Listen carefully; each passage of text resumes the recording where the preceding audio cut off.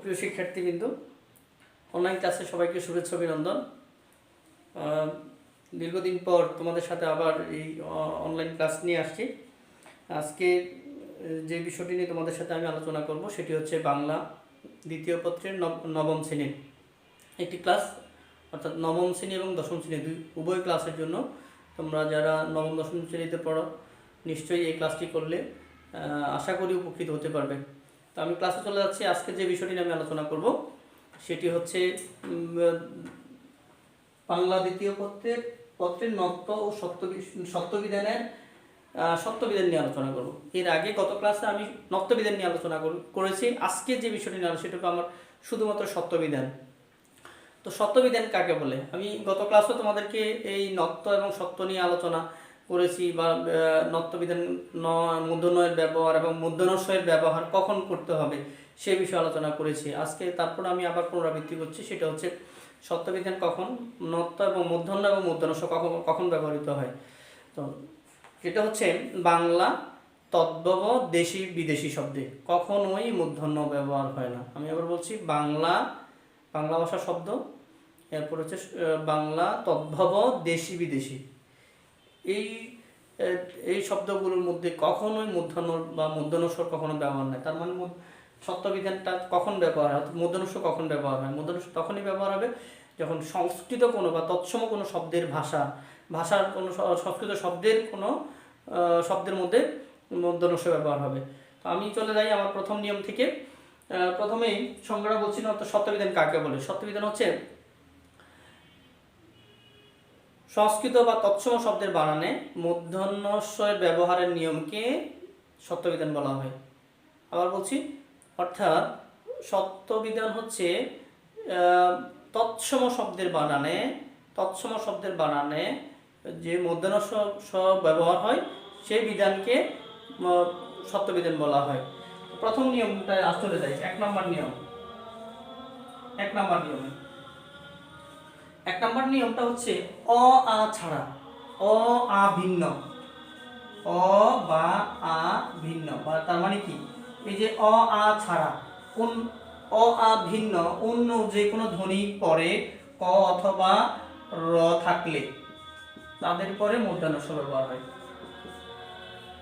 তার মানে অ আ ভিন্ন মানে কি? অ আ ছাড়া, অর্থাৎ স্বরবর্ণ যে 11টা স্বরধ্বনিটা আছে, 11টা স্বরধ্বনি আছে, তার মধ্যে এ অ আ ছাড়া বাকি রইল, বাদ দিলাম অ আ, বাকি রইল যে 9টা, অর্থাৎ রস্বই দীর্ঘই, রস্ব দীর্ঘ, রস্বরি, ই এ ওই উ ও, এই যে বাকি 9টা আছে, বাকি 9টা, এই 9টা বাকি যে কোনো 9টা, বাকি 9টার যে কোনো একটা থাকলে তাদের পরে যদি ক অথবা র থাকে পরটা মূর্ধন্যস্ব হবে। যেমন একটা উদাহরণ দিচ্ছি আমি, যেমন একটা উদাহরণ হচ্ছে, যেমন চিকিৎসা,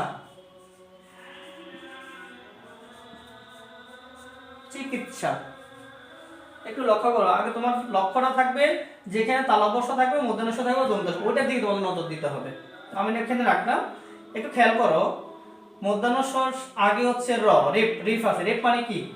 র মানে হচ্ছে রেপ বা রফলা, এই দুইটা। তারপরে একটু লক্ষ্য করো যে তোমরা মূর্ধন্যস্বর আগে কি আছে? র আছে। এই যে মূর্ধন্যস্বর আগে আছে র, তার মানে মূর্ধন্যস্বর আগে যদি র থাকে, রর আগে যদি আমার যে স্বরধ্বনি 9টার যে কোনো একটা থাকে, তাহলে রর আগে দেখো তোমরা এখানে একটা দীর্ঘইকার আছে। দীর্ঘই মানে হচ্ছে দীর্ঘই, এই যে দীর্ঘই মানে দীর্ঘইকার। তা আমার শর্তই ছিল এমন, অ আ ছাড়া, অ আ ভিন্ন অন্য যে কোনো স্বরধ্বনি যদি থাকে, তার অন্য যে কোনো স্বরধ্বনি মানে হ্রস্বইকার আছে এখানে, তো হ্রস্বইকারের পরে যদি আমার এখানে ক অথবা র থাকে, দেখো তো তোমরা আমার এখানে কি আছে? র আছে। এই যে রেপ মানে র আছে, তার মানে পরেরটা কি হবে? মূর্ধন্যস্ব হবে। এই যে মূর্ধন্যস্ব হয়ে গেল। এরপরে দেখো আরেকটা দিতে পারি আমি, মুমূর্ষ।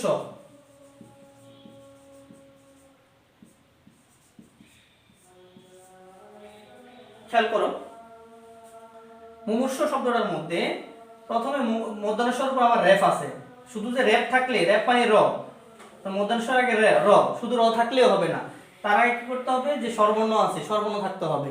যে 9টা স্বরধ্বনিটি আছে, 9টার যে কোনো একটা থাকে, তার মানে র আগে আমার এই যে এখানে নিচে দেখো, এখানে দীর্ঘ উকার, তার মানে এই যে দীর্ঘ উকারের পরে যোগ, পরেরটা হচ্ছে র, পরে তার মানে পরেটা কি হবে মূর্ধন্য ষ। এই যে লক্ষ্য আমার নিয়ম মতো হয়ে গেছে, অর্থাৎ দীর্ঘকার প্লাস তার দীর্ঘকার, অর্থাৎ অ আ তো নাই, অর্থাৎ অ আ থাকলে কিন্তু এটা আবার মূর্ধন্য ষ হবে না, অন্য ষ আসবে, হয়তো দন্ত ষ হবে বা তালব্য ষ হবে। তার মানে এখানে আমার অ আ নাই, তার মানে পরে হচ্ছে 9টি স্বরধ্বনির যে কোনো একটা, তো দীর্ঘকার আছে, দীর্ঘ অর্থাৎ দীর্ঘকার, তারপরে হচ্ছে র আছে, তার মানে পরেটা মূর্ধন্য ষ। এই ছিল আমার 2 নম্বর নিয়ম। চলে যাচ্ছে আমি 3 নম্বর নিয়মে, 1 নম্বর নিয়ম। চলে যাচ্ছে 2 নম্বর নিয়মে। 2 নম্বর নিয়ম হচ্ছে ইকারান্ত এবং উকারান্ত। ইকারান্ত এবং উকারান্ত।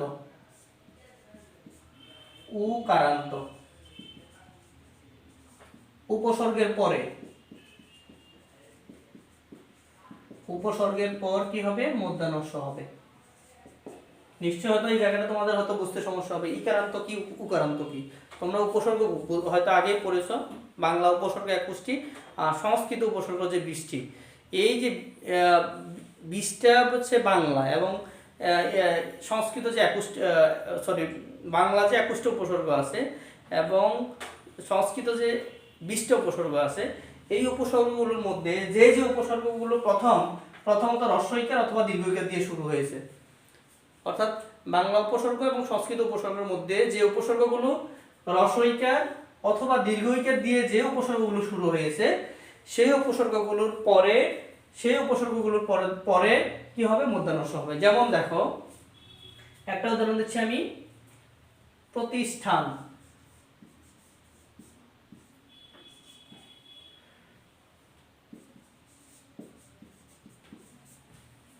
প্রতিষ্ঠান শব্দটা লিখলাম, এটা কি আমার হলো? অবশ্যই এটা হয় নাই, কারণ হচ্ছে আমার প্রতি একটা উপসর্গ, এই যে আমার প্রতি উপসর্গের মধ্যে হ্রস্বইকার আছে কিনা, তোমরা হয়তো নিশ্চয়ই দেখতে পাচ্ছি যে এখানে হ্রস্বইকার আছে, তার মানে আমার হ্রস্বইকার ইকারান্ত। ওই প্রতি উপসর্গ, এটা একটা উপসর্গ, কারণ উপসর্গ কাকে বললে, যদি উপসর্গ না পারো কিন্তু তাহলে এই নিয়মটা পারবা না, কারণ উপসর্গ তোমাকে আগে চিনতে হবে। তার মানে এই যে এখানে আমার প্রতি উপসর্গ, এটা হচ্ছে উপসর্গ, এই প্রতি উপসর্গের মধ্যে আমার হ্রস্বইকার আছে, তার মানে ইকারান্ত আছে, তার মানে ইকারান্ত থাকলে পরে কি হবে? মূর্ধন্য ষ হবে। তার মানে এখানে যে দন্ত ষ হবে এটা ভুল, এটা হবে আমার ভুল, তাহলে আমার সঠিকটা হবে প্রতিষ্ঠান। ওই দন্ত ষ জায়গায় কি হবে? মূর্ধন্য ষ, কারণ হচ্ছে ইকারান্ত উপসর্গের পরে মূর্ধন্য ষ হবে, এই যে মূর্ধন্য ষ হচ্ছে। এটা আরেকটা উদাহরণ দেখো,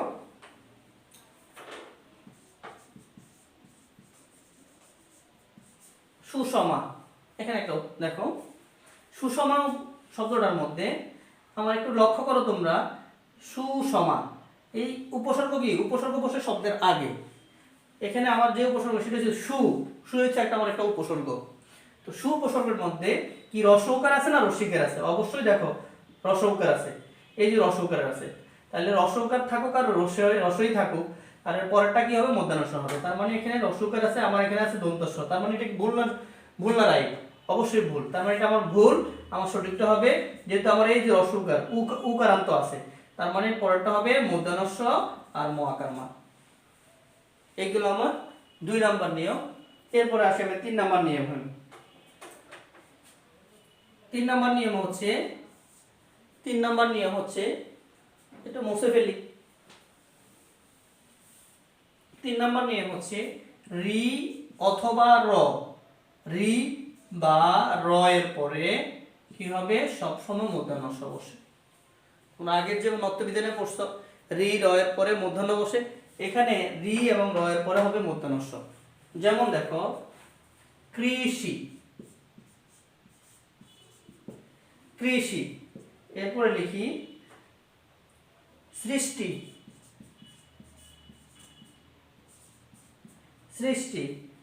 এরপরে আমি লিখতে পারি কৃষ্টি। দুটোই লিখলাম, আর বেশি লিখলাম না।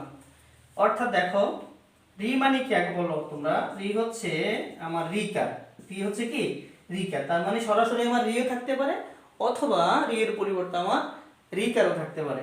যেমন দেখো, রি এবং র এর পরে কি হবে? মূর্ধন্য ষ হবে, অর্থাৎ রি থাকুক আর র থাকুক, পরেটা মূর্ধন্য ষ হবে। যেমন দেখো, কর সাথে আমার কি আছে? ক রিকার, তার মানে আমার কর সাথে এখানে রিকার, কর পরে রিকার আছে কিন্তু রিকার, তার মানে রি পেয়ে গেছি আমি, এই যে রি পেয়ে গেলাম। তার মানে রির পরে কি হবে মূর্ধন্য ষ হবে, এই যেমন মূর্ধন্য ষ। ঠিকভাবে এখানে সৃষ্টির মধ্যে দেখো দন্তাস্বর সাথে রিকার আছে, তার মানে আমরা রিকার পেলাম, রিকারের পরে মূর্ধন্য ষ আছে, মূর্ধন্য ষ আছে, রিকারের পরে অবশ্যই মূর্ধন্য ষ হবে। এগুলো 3 নাম্বার নিয়ম। আসি 4 নাম্বার নিয়ম। 3-4টা আমি একসাথে, বইয়ে যে তোমাদের 3 নাম্বার 4 নাম্বার আছে আমি একসাথে লিখে ফেললাম 3 এবং 4। এবং যেমন র দিয়ে একটা উদাহরণ দিই, যেমন বর্ষা, বর্ষা র দিয়ে তো বলি নেই, শুধু রি দিয়ে বলছিলাম। র এর একটা উদাহরণ হচ্ছে, লক্ষ্য করো আমার এখানে প্রথমত রেফ আছে। রেফ মানে কি? রেফ মানে হচ্ছে র, তার মানে র এর পরে কি হবে মূর্ধন্য ষ হবে, তাহলে পরটা মূর্ধন্য ষ হবে। এই হলো আমার 3 নাম্বার 4 নাম্বার নিয়ম, এটা 3 নাম্বার 4 নাম্বার নিয়মে। এরপর আমার 5 নাম্বার নিয়ম আসি।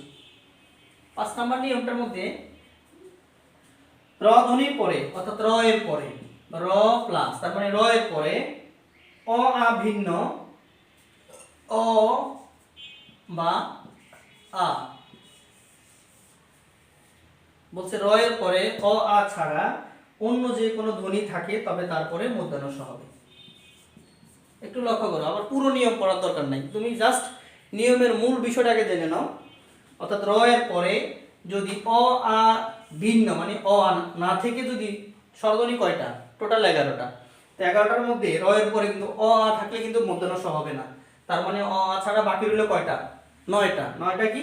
রস্বই দীর্ঘ ই, রস্ব দীর্ঘ রি, এ, ওই, উ, ও, অর্থাৎ এই 9টা। তার মানে র এর পরে অ আ ছাড়া বাকি যে 9টা ধ্বনি আছে এই ধ্বনিগুলো যদি থাকে তাহলে পরেরটা কি থাকবে মূর্ধন্য ষ হবে। অর্থাৎ র এর পরে অ আ ছাড়া অন্য যে 9টা ধ্বনি আছে ও এই ধ্বনিগুলোর যে কোনো একটা থাকলে পরটা মূর্ধন্য ষ হবে। যেমন একটা উদাহরণ, পুরস্কার, পুরস্কার,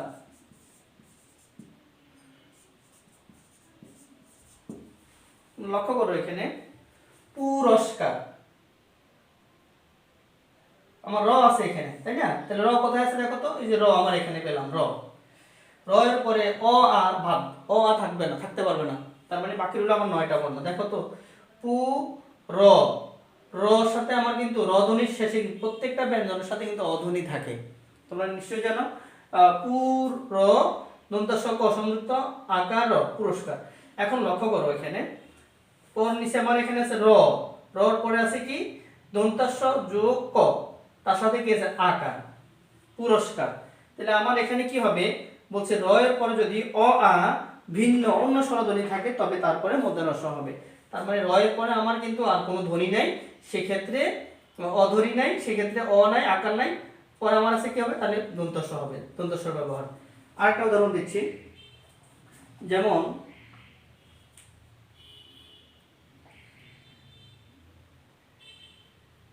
সরি এখানে ভুল একটু, পুরস্কার নাম আবিষ্কার, আবিষ্কার। আরেকটা উদাহরণ আবিষ্কার। আবিষ্কার শব্দটার মধ্যে প্রথমে হচ্ছে আমার আবিষ্কার রস্বইকার আছে এখানে, আমার অধ্বনি এখানে আছে, অর্থাৎ রস্বইকার ধ্বনিটা আছে, যেহেতু আমার অধ্বনিটা নাই এখানে, তার মানে পরটা হবে কি আমার মূর্ধন্য ষ, মূর্ধন্য ষ হবে, পরটা মূর্ধন্য ষ। কারণ অ আ ছাড়া বাকি যে 9টা ধ্বনি আছে যে কোনো একটা ধ্বনি থাকলে পরটা কি হবে মূর্ধন্য ষ হবে। আর যদি অ আ থাকে তাহলে দন্তাস্ব, যেমন আগেরটা ছিল আমার উল্টা হয়ে গেছে, সরি উল্টা। পুরস্কার যদি এখানে অ আ ছাড়া যে অন্য ধ্বনিগুলো আছে, যেমন অ আছে পুর, রর সাথে অ আছে, তাহলে পরটা হবে দন্তাস্ব, তার সাথে কার, পুরস্কার। তার মানে এখানে রস্বইকার আছে, পরটা হবে মূর্ধন্য ষ। এগুলো আমার 5টা নিয়ম। এরপর আসি 6 নম্বর নিয়মে। এটা আমি নত্যবিধানেও পড়াইছি। নত্যবিধানে একদম প্রথম নিয়মটা যেটা ছিল যে টবর্গীয় ধ্বনির সাথে সবসময় মূর্ধন্য হয়, এখানে টবর্গীয় ধ্বনির সাথে সবসময় মূর্ধন্য ষ হবে, সংস্কৃত শব্দের বানানে, যেমন টবর্গীয় ধ্বনি, এটা 6 নম্বর নিয়ম, ধ্বনির সাথে কি হবে মূর্ধন্য ষ হবে, টবর্গীয় ধ্বনির সাথে। যেমন কষ্ট, নিশ্চয়ই তোমরা দেখতে পাচ্ছ টবর্গীয় ধ্বনি হচ্ছে কয়টা, 5টা, ট ঠ ড ঢ মূর্ধন্য, তার 5টা বর্ণ আছে, তাই না? তাহলে টবর্গীয় ধ্বনি মানে হচ্ছে ট, তার মানে তার টর সাথে সবসময় মূর্ধন্য হবে। এরপর হচ্ছে কষ্ট, তারপর দিলাম ওষ্ঠ, ও মূর্ধন্য মূর্ধন্য স ঠ ওষ্ঠ, তার মানে আমার আছে তার মানে ঠ হচ্ছে আমার ট বর্গীয় ধ্বনি, তার সাথে মূর্ধন্য স। এইগুলো 6 নাম্বার। এরপরে 7 নাম্বার নিয়ম হচ্ছে তোমাদের যে বইয়ের যে নিয়মগুলো আছে, স্বভাবত কিছু নিয়ম আছে, স্বভাবত নিয়মগুলো তোমরা মুখস্থ করে ফেলবা। যদিও এটা আমি সব টেকনিকে দেবো, কিন্তু আজকে ক্লাসে দিতে পারবো না। নেক্সট ক্লাস যদি নিই এই বানানের নিয়মে, সেক্ষেত্রে বানানের নিয়মের ক্ষেত্রে ওই ব্যবহারটা দিতে পারবো। এই 6 নাম্বার 7 বাদ দিল। আর 8 নাম্বার, 7 নাম্বার হচ্ছে সাত প্রত্যয়যুক্ত যে সকল শব্দগুলো আছে, অর্থাৎ প্রত্যয়ে যদি সাত থাকে, ওই সাতটার মধ্যে সবসময় দন্তাস হয়। সাত প্রত্যয়, দন্তাস আকার খণ্ডত সাত, অর্থাৎ শব্দের প্রত্যয় কাকে বলে? শব্দের পরে অতিরিক্ত যে বর্ণ বা বর্ণ সমষ্টি থাকবে সেগুলো হচ্ছে প্রত্যয়। যেমন দেখো সাত প্রত্যয়, যেমন আমি বলি, যেমন অগ্নিসাৎ,